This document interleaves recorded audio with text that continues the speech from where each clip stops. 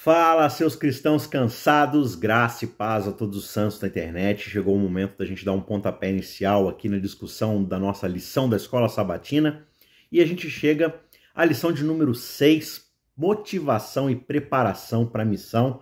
Infelizmente, eu tive alguns contratempos na semana passada e acabei me enrolando no tempo e não consegui gravar a lição de número 5. A lição que era sobre Jonas, sobre a missão para outros povos que não conhecem a Deus. Era uma lição bem interessante para se discutir. Eu espero que você tenha tido uma excelente escola sabatina para conversar sobre esse tema em classe.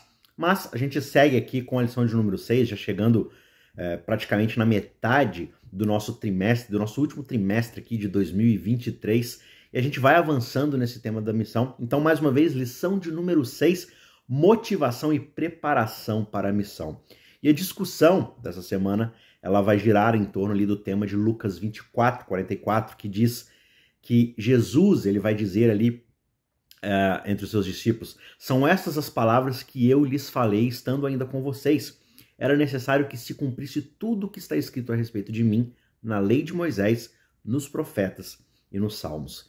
Então, os primeiros seguidores do cristianismo, né, que começam ali com os discípulos e vai se espalhando entre as outras nações, eles mantinham a convicção de que Jesus era de fato o Messias esperado. Isso significava então que ele era o Filho de Deus. E por isso esses cristãos, eles se empenhavam em disseminar essa mensagem para todas as nações, pregar as boas novas do reino, de que Jesus Cristo é o Filho de Deus e de que a sua vida, a sua morte, a sua ressurreição eram de fato o fator determinante na salvação e na redenção de todos eles. E especialmente a ressurreição de Jesus acaba sendo o grande evento central ali na fé cristã, porque é uma ressurreição, é um evento que confirma de fato a divindade de Jesus e a sua vitória sobre o pecado e, portanto, sobre a morte. Então tudo isso gira em torno desse evangelho que faz parte da missão que o povo de Deus ali nos últimos momentos, né, da sua história, da vida de Cristo ali, né? Os seus seguidores, os seus discípulos, eles vão então espalhar essa mensagem e vão alcançar cada vez mais pessoas para também aprender essa mensagem e espalhar essa mensagem. Agora, toda a igreja primitiva, vindo no decorrer da história até os nossos dias, tem proclamado mais e mais essa mensagem. A mensagem de que Cristo morreu como sacrifício, mas de que ele ressuscitou e por causa disso nós temos redenção, tanto na sua morte quanto na sua ressurreição. E aí no estudo dessa semana a gente vai ver justamente qual que é a reação de algumas das pessoas ali, como as mulheres que seguiam Jesus, os discípulos que foram lá e encontraram o túmulo vazio, o impacto que esse evento então teve na vida dos cristãos do primeiro século e também durante o Pentecostes, como os discípulos recebem o Espírito Santo e eles pregam ali em línguas diferentes para todas as pessoas que estavam presentes no local. E nessa ocasião, mais de 3.000 pessoas foram convertidas ao cristianismo e após isso, a igreja primitiva começou a crescer rapidamente, se espalhar assim como fogo no meio da palha. E a primeira coisa que a igreja fez foi acolher esses novos conversos, mostrar para eles o caminho do discipulado, e eles foram sendo ali adicionados à igreja, formando uma comunidade unida de crentes em Jesus Cristo, e os membros compartilhavam ali o que eles tinham entre eles, os seus bens, né? Garantindo que ninguém passasse necessidade, que eles estivessem juntos ali em comunhão, testemunhando do poderoso amor de Deus, cuidando dos seus irmãos e irmãs na fé. E assim a igreja vai crescendo e vai se fortificando, se preparando para a missão. Tiveram alguns contratempos no meio desse caminho, nem tudo era correto ali, nem tudo era da mais perfeita ordem, mas eles seguiram um propósito, seguiram uma estratégia, seguiram uma forma de fazer igreja, e isso rendeu muitos frutos, tá certo? Então a gente vai conversar um pouco mais sobre esse aspecto da missão. Antes da gente ir para o aprofundamento então desse tema, mais uma vez eu quero lembrar a você que ainda não é inscrito no nosso canal, que o faça, se você assim julgar pertinente, né? Aqui embaixo do vídeo você vai encontrar o botão de se inscrever, porque se inscrevendo você fica por dentro de outros conteúdos que a gente também posta aqui, além de clicando na notificação do sininho, né? Toda vez que sair vídeo novo, você não precisa ficar procurando ali, o próprio YouTube já vai te indicar que saiu a lição da semana, né? Toda vez que eu postar pelo menos, né? Porque ultimamente vira e mexe eu tô acabando pulando sem querer. mas a gente tem também conteúdos especiais, como os nossos cursos de interpretação bíblica e também de teologia bíblica, da história da redenção, que você encontra também um playlist aqui na descrição desse vídeo. Cursos muito legais, o pessoal está gostando bastante, né? Aprenda a ler a Bíblia, estudar a Bíblia por conta própria, na sua devocional, e também aprenda sobre a história da redenção, que lê a Bíblia toda como uma história só do início ao fim. A gente está no meio dessa jornada, no meio desse processo, né? A gente fez uma pausa na temporada, mas no ano que vem a gente já retoma com ali o livro dos reis, os livros de sabedoria e tudo mais, e em breve também os livros proféticos. Então a gente vai continuar até terminarmos o Antigo Testamento, e aí no ano seguinte, 2025, a gente começa a jornada também no Novo Testamento, tá certo? Então, não fique de fora dessa, já deixa aí a sua inscrição, e se você puder deixar o seu joinha, que não custa nada, aí deixa o seu joinha no vídeo, que ajuda a gente aí a aparecer para mais pessoas, para o YouTube indicar para mais pessoas também, para elas poderem estudar sobre a Palavra de Deus. Beleza? Vamos então aqui para o nosso estudo dessa semana. Veja, lá no primeiro século, o que é o primeiro século? Jesus, então, ele nasce, vive, morre, né? Então, quando isso acontece, ele, digamos assim, os historiadores, eles vão usar esse evento de Cristo, que é tão importante na história, para resetar a contagem do tempo. Então, antes de Cristo, né, AC, como aparece em algumas literaturas, você tem o tempo vindo de trás para frente. Então, sei lá, 4.000 anos, 2.000 anos, 500 anos, 100 anos, 0 ano. Então começa o 0 ano, o ano 0, com Jesus nascendo, e aí agora você tem a nova contagem, que é o depois de Cristo. Então começa ano 0, ano 1, ano 2. Então os 100 primeiros anos é o primeiro século, ou seja, a partir ali da vida de Jesus. Então a gente está falando basicamente do primeiro 100 anos, que pega ali desde o nascimento de Jesus até o finalzinho do seu ministério, e continua por mais 70 anos por aí, certo? 60 e poucos anos, esse é o primeiro século. Então, nesse primeiro século, que vai estar tudo muito fresco ali, o cristianismo, a pregação do evangelho, os discípulos ali, eles vão estar todos ali dentro dessa história do primeiro século. E nesse primeiro século, então, o que eles queriam é pregar Cristo. E pregar Cristo naquela época significava, de fato, proclamar a mensagem do evangelho. Isso significa o quê? Compartilhar a vida, a morte e a ressurreição de Jesus Cristo, contar essa história e também os ensinamentos que ele deixou, as promessas que ele fez.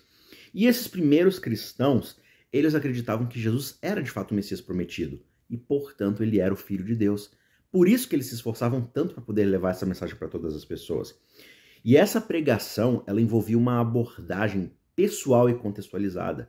Veja, os apóstolos e os outros seguidores de Jesus, eles viajavam de cidade em cidade para fazer o quê? Compartilhar o evangelho, essa história que havia acontecido, esse testemunho sobre o Cristo com as pessoas que eles iam encontrando pelo caminho de cidade em cidade.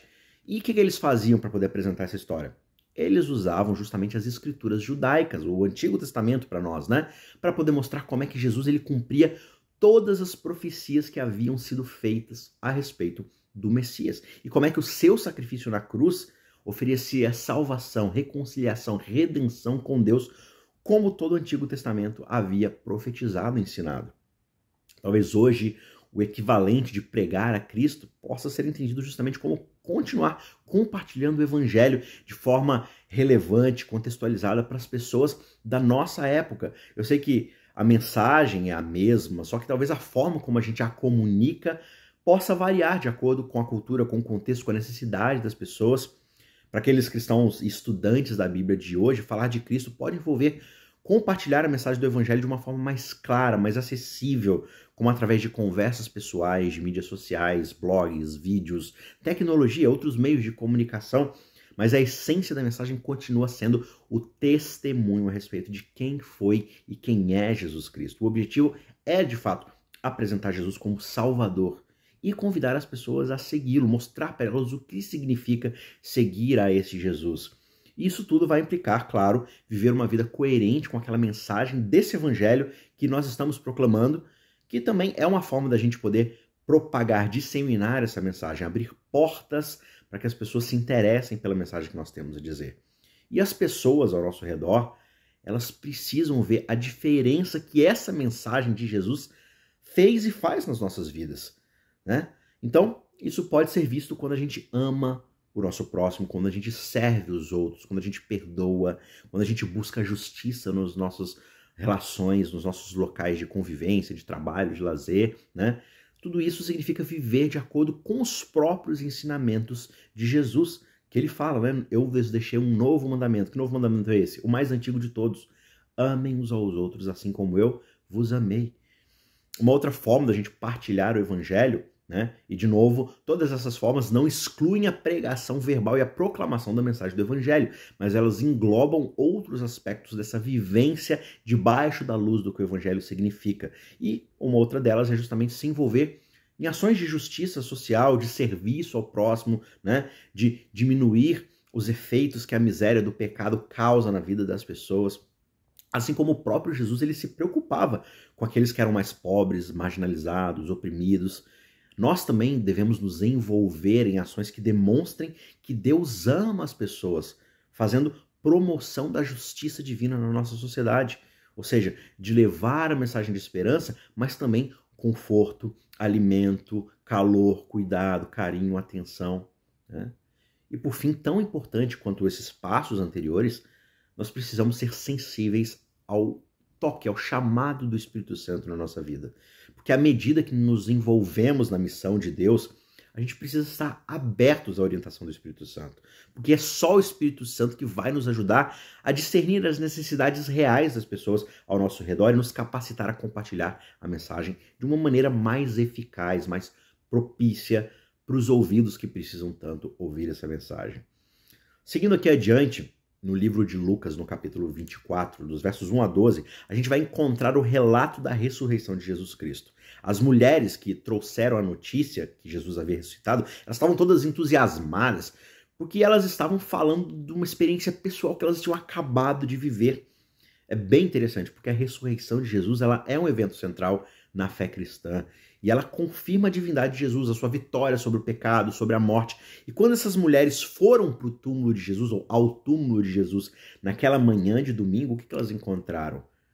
Elas viram que a pedra havia sido removida e o túmulo onde Jesus deveria estar, na verdade, se encontrava vazio. E de repente 2 homens com vestes brilhantes, brancas, resplandecentes, aparecem para elas e lhes disseram que Jesus, na verdade, havia ressuscitado. Então você imagina a expectativa ou a reação daquelas mulheres quando elas ouviram isso. Elas voltaram correndo imediatamente e foram contar aos discípulos aquilo que elas haviam experimentado, presenciado, visto e ouvido. E a resposta dos primeiros ouvintes a essa notícia da ressurreição de Jesus foi, na verdade, de surpresa e de incredulidade. Lucas ele descreve que os discípulos eles consideraram que o relato das mulheres talvez fosse sem sentido, nonsense, sabe? Isso é um delírio que vocês estão experimentando, vocês estão tão emocionadas com o que aconteceu que vocês estão imaginando coisas, né? Vocês estão tendo um pensamento positivo, vocês estão vendo aquilo que vocês desejam enxergar. Só que, no entanto, Pedro foi lá e se levantou e correu para o túmulo para poder verificar por conta própria se isso de fato havia acontecido. E o que ele viu lá no túmulo foram os lençóis de linho deixados para trás, dobrados ali, arrumados. E ele ficou simplesmente maravilhado com o que havia acontecido ali. Existem várias razões que podem explicar, talvez, a incredulidade inicial que aqueles discípulos haviam experimentado. Talvez a ideia da ressurreição era algo incompreensível para a mente deles até aquele momento, porque eles não tinham uma compreensão muito clara da ressurreição dos mortos antes da volta do Messias, antes de Deus retornar para fazer tudo novo de novo. E, portanto, talvez eles achassem difícil acreditar que Jesus, de fato, havia ressuscitado. E, além disso, eles estavam sofrendo, eles estavam de luto pela perda do seu mestre, do seu melhor amigo. E, de fato, assim, a ressurreição de Jesus ela havia abalado profundamente a fé daqueles homens, a sua esperança a respeito de tudo o que estava acontecendo. E a notícia de que agora ele finalmente havia ressuscitado pegou eles ali de surpresa. Talvez uma forma tão surpreendente tenha acometido eles que de fato eles não conseguiram processar aquilo imediatamente. Só que, no entanto, a resposta das mulheres foi totalmente diferente. Elas estavam entusiasmadas, cheias de alegria ao compartilhar a experiência pessoal que elas haviam experimentado ali, vivido, né? E elas correram para poder compartilhar isso com os discípulos porque elas haviam visto o túmulo vazio. Elas haviam ouvido a mensagem daqueles anjos e a resposta delas tinha sido baseada nessa experiência direta, pessoal. E o que isso nos ensina? A importância de compartilharmos a nossa vivência com os outros. Assim como elas foram testemunhas oculares da ressurreição, nós também podemos testemunhar da obra, dos milagres que Deus realizou nas nossas próprias vidas. Né? Claro que a gente não deve confundir isso com o Evangelho. Esses são os efeitos do Evangelho. Mas quando nós partilhamos a nossa fé com os outros, nós devemos também fazê-lo com entusiasmo, com alegria, mostrando para as pessoas que essa mensagem que nós temos para oferecer já efetuou uma bênção muito grande na nossa vida, já efetuou uma grande transformação na nossa vida e as pessoas só têm a ganhar ouvindo essa mensagem, tá certo? Então, levar a nossa mensagem de experiência pessoal, claro, não deve ser confundida por ficar falando de nós mesmos, é falar do que Cristo fez e está fazendo em nós, da grande bênção que é ter Cristo na nossa vida, e não simplesmente, claro, ficar falando de nós mesmos, como nós somos bons, como nós somos isso, aquilo, como nós vamos para a igreja, quando nós somos bons religiosos e tudo mais. Não confunda as coisas. Mas, de fato, existe espaço para essa experiência pessoal dentro da pregação do Evangelho, porque ela só soma a ideia de que, de fato, o Evangelho ele é relevante, ele é transformador, de que Cristo pode, de fato, mudar a nossa vida através dessa mensagem do Evangelho. Seguindo aqui, a ideia da ressurreição de Jesus é uma mensagem que, claro, nós sabemos que fala sobre salvação e, portanto, traz esperança para todos aqueles que creem nessa mensagem, porque ela mostra para a gente que Deus, de fato, ele tem poder até mesmo sobre a morte. E quando ele ressuscita Jesus, ele está cumprindo as suas promessas em relação à vinda do Messias. Porque as próprias profecias falavam de morte, de sofrimento desse Messias, mas que ele triunfaria. E quando Jesus de fato ressuscita, isso fica muito claro. Que nós possamos seguir de fato o exemplo dessas mulheres que ouviram a notícia, que compartilharam a mensagem com o mundo de forma clara, corajosa, para que outros também possam experimentar a alegria e a esperança que vem por meio de Jesus Cristo, nosso Salvador ressuscitado. Esse evento descrito aqui em Lucas 24, e seguindo aqui para os versos 36 a 49, esse evento ele foi de fato assim, um momento crucial para aqueles apóstolos, porque foi exatamente quando eles finalmente entenderam que Jesus havia ressuscitado dos mortos, as coisas começaram a clicar e fazer sentido na cabeça deles. Porque até então eles estavam muito confusos, com medo de tudo aquilo que havia acontecido. E agora, o que sobra, já que o nosso mestre morreu? Será que sobra alguma coisa do seu legado para nós? Só que aí Jesus vem e Lucas vai descrever que ele aparece diante deles, mostra suas mãos, seus pés, prova para eles que ele era real, não era um fantasma. E claro que isso vai trazer muita alegria, muita paz, muita esperança para aqueles discípulos que agora sabiam que Jesus de fato era o Messias e que todas as promessas do Antigo Testamento haviam sido cumpridas. E embora Jesus ele agora tivesse um corpo sobrenatural, ele chega lá e pede comida para os discípulos, Ele engaja com eles na realidade deles ali, para mostrar para eles que ele era tão real quanto qualquer discípulo ali. Ele não era um espírito, uma coisa simplesmente transcendente, e ele vai lá e come com eles para poder demonstrar que ele era humano, mas ao mesmo tempo ele era divino. Ele era o Messias, ele era o Cristo, ele era o Filho de Deus e, portanto, o próprio Deus. Mas ele era o Deus encarnado, o Deus que foi ali e se fez carne, se transformou nesse Messias, nesse Rei verdadeiro, e dessa forma ele havia cumprido aquelas profecias do Antigo Testamento, desde Moisés falando lá atrás, que ele seria de fato um homem real, um Messias palpável, mas esse Messias era ninguém menos do que o próprio Deus. E essas profecias vão desempenhando então um papel muito importante na descoberta dos discípulos sobre quem Jesus era. E as escrituras do Antigo Testamento, elas continham muitas profecias sobre o Messias. Onde ele nasceria, como é que ele morreria, como é que ele ressuscitaria, o que ele faria durante o seu ministério. E quando os discípulos eles entenderam que Jesus havia de fato cumprido todas essas profecias, aí eles tiveram certeza de que ele era o Messias prometido. Hoje, no século XXI, a profecia bíblica ainda é importante para os cristãos. A Bíblia contém muitas profecias sobre o futuro, incluindo a volta de Jesus, o julgamento final, a criação de um novo céu e uma nova terra, e elas nos lembram que Deus tem um plano para o futuro e nós podemos confiar nele para cumprir as suas promessas. E elas também nos ajudam a entender o mundo que nós vivemos. Muitas das coisas que nós vemos acontecendo hoje, elas foram profetizadas como, por exemplo, a apostasia da igreja, a perseguição dos cristãos, o aumento da maldade, da violência cada vez mais. E saber que essas coisas foram previstas ajuda a gente a entender que Deus está no controle, ele sabe o que está acontecendo, ele não perdeu o controle do universo, mas ele tem um propósito para tudo aquilo que acontece. E por fim, ele irá resolver todas as coisas. Assim como ele cumpriu suas promessas no passado, ele há de cumpri-las no futuro, certo? E por fim, as profecias, elas desafiam a gente a viver uma vida santa e piedosa, porque saber que Jesus voltará em breve e que ele vai julgar finalmente e trazer paz e reconciliação a todas as coisas, lembra pra gente que nós devemos viver de acordo com os padrões que Deus estabeleceu para a sua criação. E não viver de acordo com a lei, com o propósito, com os padrões, com a filosofia que este mundo impõe pra gente. Nós devemos estar prontos para encontrar Jesus a qualquer momento e, portanto, vivermos de uma forma que seja agradável a Ele. O que Paulo vai chamar lá em Romanos 12 de oferecer um culto racional, ou seja, oferecer as nossas vidas como um sacrifício vivo, santo e agradável a Ele.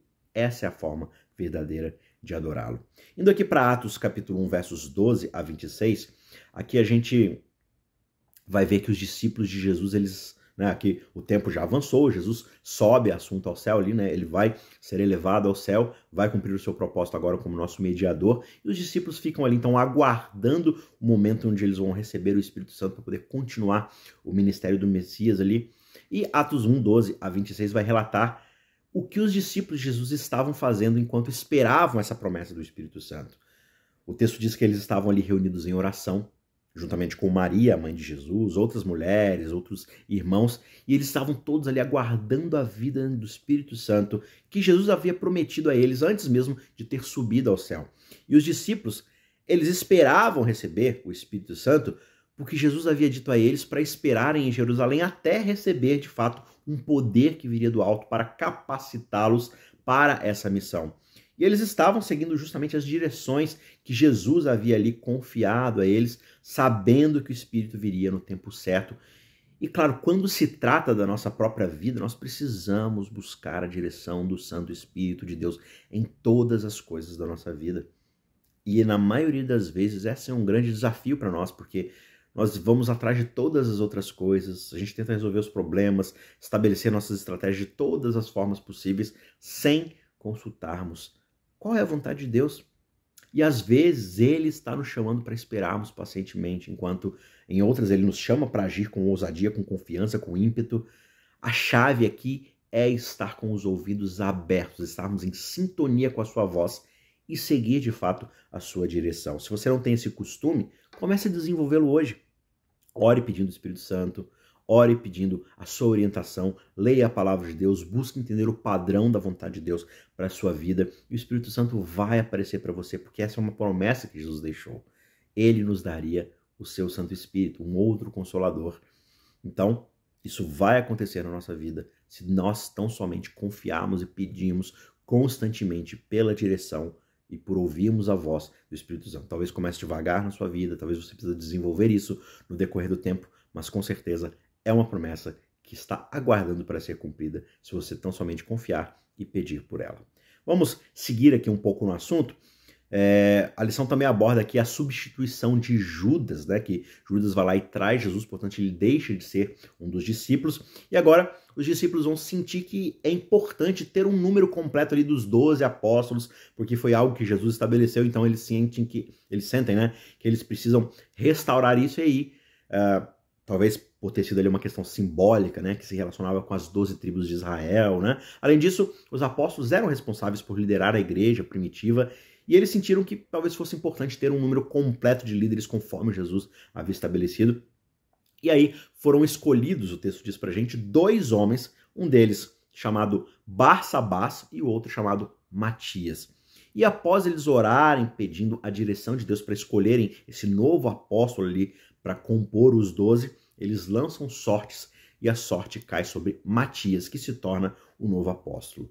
E quanto aos discípulos que não são mencionados nos evangelhos, nós sabemos muito pouco sobre eles. Alguns estudiosos acreditam que eles eram discípulos que seguiram Jesus, mas não eram parte daqueles 12 mais próximos. Outros acreditam que eles eram discípulos que foram se juntando ao grupo após a ressurreição. Só que independentemente de quem eles eram, o importante é que eles estavam todos ali, unidos em oração, esperando a promessa do Espírito Santo. E eles seguiam em direção de Jesus e confiavam que ele cumpriria suas promessas tal qual ele havia feito antes. E hoje nós também somos chamados a seguir a direção de Cristo, de confiarmos nas suas promessas. Nós podemos não saber exatamente o que o futuro nos reserva, mas nós podemos ter a certeza de que Deus está no controle e tem um plano para nós. Em Atos 2, nos versos 1 a 41, a gente vai ver ali o relato de um momento crucial na história da igreja cristã. Depois de receberem o Espírito no dia do Pentecostes, né, esse evento tão importante ali na história da igreja, os discípulos foram transformados e capacitados para cumprir a missão que Jesus havia confiado a eles. E eles começaram a falar em línguas diferentes daquelas que o judeu estava acostumado. E esse era um claro sinal do poder de Deus agindo na vida deles.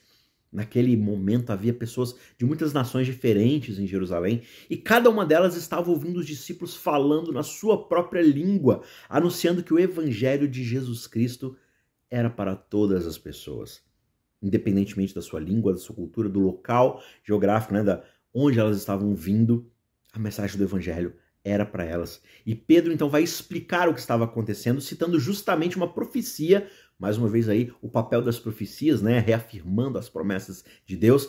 Lá tem uma profecia do profeta Joel que havia previsto que Deus derramaria o seu Espírito sobre todas as pessoas, mostrando o que estava acontecendo e de que tudo isso era uma realização dessas profecias do Antigo Testamento, né? De que o Espírito se moveria entre jovens, velhos, naqueles dias para poder levar essa mensagem sobre o Messias. E ele também apresentou evidências de que Jesus havia ressuscitado dos mortos, né? Ele cita o rei Davi, que havia profetizado sobre a ressurreição. Pedro também testemunha que ele e os outros discípulos haviam visto Jesus e de que ele havia de fato ressuscitado. A missão de Deus é levar a mensagem do evangelho a todas as pessoas, porque o evangelho é a salvação para todas as pessoas. E a missão de cada cristão é escolher se juntar, participar dessa obra, da pregação do evangelho, compartilhando o evangelho com aqueles ao seu redor, apoiando aqueles que fazem o mesmo em outras partes do mundo.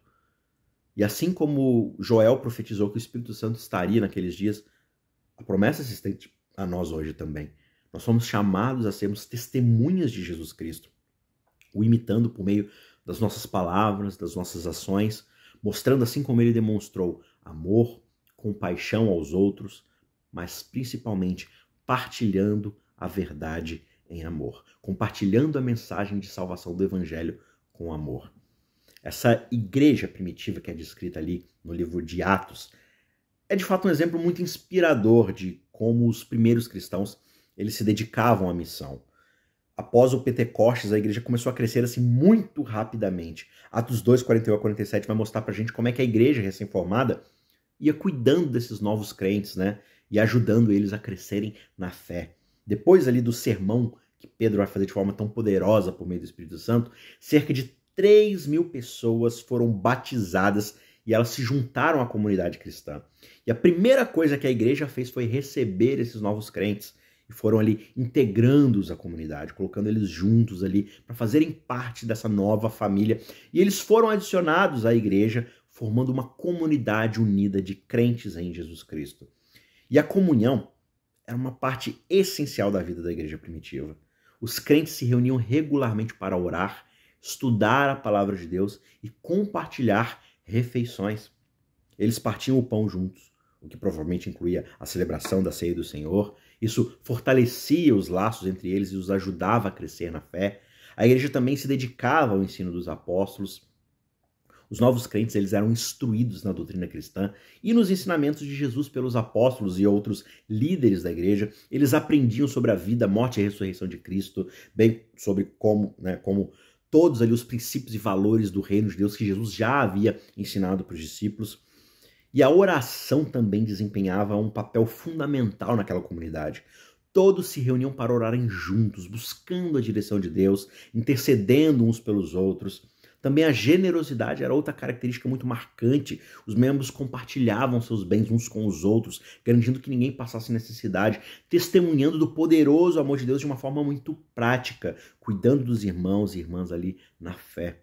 A igreja primitiva era, de fato, uma comunidade de adoradores. Elas amavam a Jesus Cristo porque elas haviam recebido a mensagem do Evangelho de forma muito poderosa. Por isso eles louvavam a Deus juntos, eles se alegravam na sua salvação, na salvação que todos eles haviam recebido, reconhecendo a soberania de Deus em salvá-los. A adoração daquele grupo era, de fato, uma expressão de gratidão, de reverência a esse Deus e também uma forma de encorajar ali e edificar os crentes novos que estavam chegando e se juntando a eles, né, vendo como os que já estavam ali há mais tempo se portavam e tudo mais. Isso tudo mostra pra gente que, né, a gente deve viver esse tipo de exemplo, buscar viver de acordo com a missão que Deus nos deu. É claro que a circunstância lá era outra, mas dentro do nosso contexto nós devemos buscar sermos uma comunidade coesa, que está junto ali, onde um olha pelo outro, onde um busca o melhor para o outro, um busca satisfazer as necessidades do outro, dando apoio, dando conforto, orando, aconselhando, exortando, dando um puxão de orelha, mas também amando, abraçando, acolhendo. Tudo isso faz parte de sermos uma comunidade e a comunidade é, sim, um dos grandes focos da missão. No desafio prático que os autores da lição colocam nessa semana, eles sugerem que você pense em alguém na sua vida que você deseja que se torne alguém que acredita em Jesus Cristo. E comece a orar todos os dias para que essa pessoa tenha uma experiência pessoal com Deus.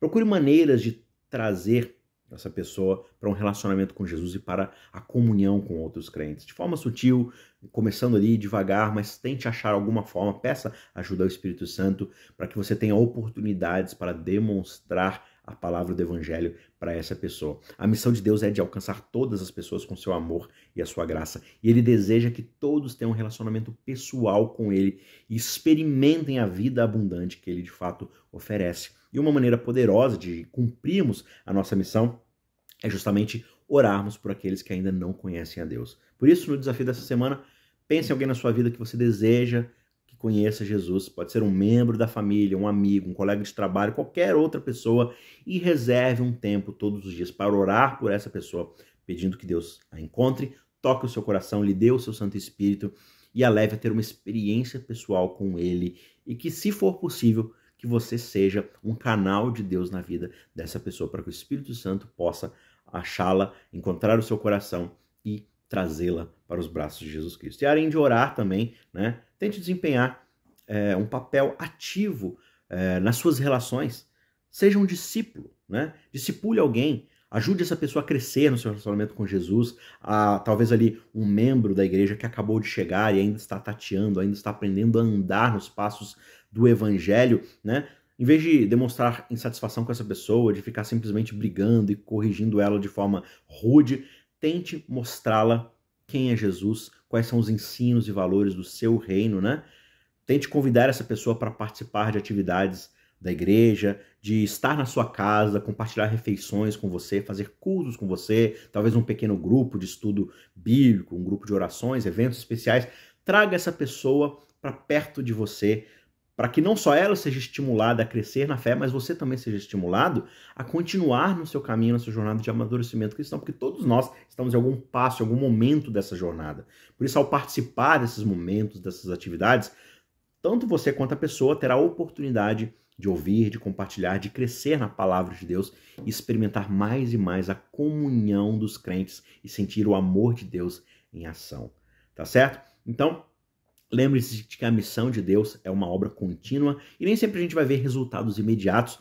No entanto, nós podemos confiar que Deus está trabalhando em cada vida que nós tocamos e que Ele é fiel para completar a boa obra que Ele mesmo começou. Portanto, não desista de orar, de discipular, de compartilhar o amor de Deus. Seja um instrumento nas suas mãos e permita que Ele use você também para alcançar aqueles que ainda não o conhecem. Que Deus te abençoe, que você tenha uma excelente semana e a gente se vê na próxima lição, na semana que vem, para continuarmos juntos no estudo desse tema tão importante que é a missão de Deus e a nossa missão. Forte abraço, não esqueça de deixar o seu joinha aí, de se inscrever no vídeo e no canal, e a gente se encontra na semana que vem. Um abraço, tchau, tchau.